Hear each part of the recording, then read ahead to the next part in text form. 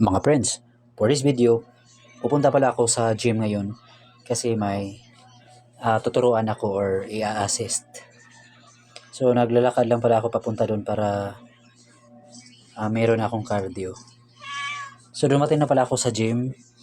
So kung makikita nyo walang tao, meron isa dito. Kakilala ko rin yung isa dito. Nauna sa akin. So ito yung gamit nila dito sa gym motivation. So nag-warm up muna ako bago ako umpisa. So hinihintay ko pa muna yung i-assist ko. Kasi ano yun, medyo bata pa. So yung program ko pala ngayon, yung workout ko ay back workout, tapos leg workout, tapos biceps. So isasama ko na lang yung calves. So dito inumpisahan ko yung seated row. So nung umpisa ako sa 80 pounds. So 3 sets pala yung ginawa ko dito. 80 pounds hanggang tinapos ko siya ng 200 pounds. So akala ko hindi ko kaya yung 200 pounds. Okay lang pala. Makakaya rin pala. So 200 pounds lang muna yung pinakasagad ko kasi ngayon pa lang ako nakabalik ng gym kasi more on home workout lang ako. So sinunod ko itong lat pull down. So nag-umpisa ako sa 50 pounds. Matigas kasi hilain yung ano nila dito, yung para sa lat pull down. Parang kulang ng oil yung machine. 50 pounds yung una, tapos tinapos ko siya ng mga 80 pounds lang sa front at saka dito sa back na. After sa lat pull down, so nag-leg workout na ako. So, sa leg workout, inumpisan ko siya ng 70 pounds hanggang sa 120 pounds. So, maganda ditong ano nila sa legs area kasi kung hindi mo na kaya, pwede mo na lang isabit mo na lang diretso.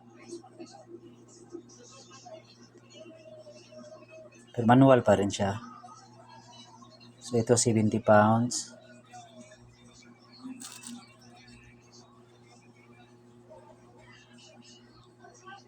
Tapos nito ay nag-leg press pala ako. So, sa leg press, inumpisahan ko siya ng 120 pounds. So, 120 pounds ako nag-umpisa sa leg press. So, 3 sets yung ginawa ko dito. Tinapos ko siya ng 180 pounds. So, hindi ko muna binigla yung legs ko. So, 3 sets and 12 repetition lang yung ginawa ko. Tapos, nagdagdag ako nito ng mga nasa 160 na. Tapos, pinaka-last na leg press ko ay 180. So, step by step lang muna tayo para hindi tayo mapilayan or ma-injury. So, sinabay ko na pala yung calves sa aking workout ngayon. Ito yung calves workout ko. Sa calves workout, since parang kaya ko naman mag-load, inumpisan ko siya ng 100 pounds.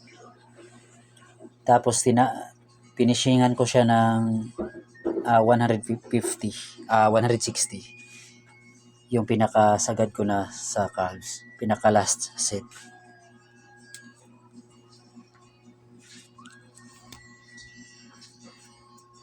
Dito ay nag-biceps workout na ako. So, inuna ko itong biceps hammer. So, inumpisahan ko siya sa lightweight.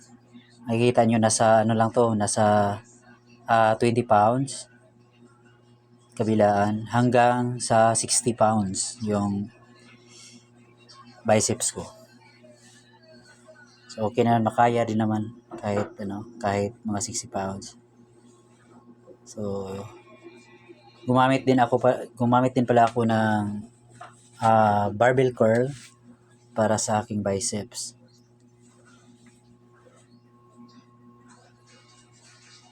So So siguro kung makapag 1 month ako sa gym, so madagdagan yung muscle mass natin. Kasi palagi lang tayo dito sa bahay.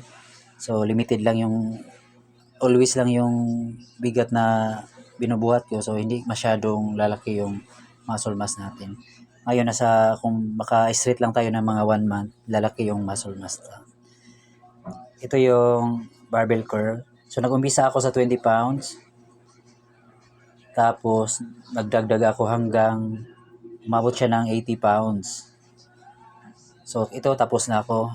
So nagbibihis na ako tapos pauwi na rin naman. Maraming salamat sa panonood and don't forget to follow and share.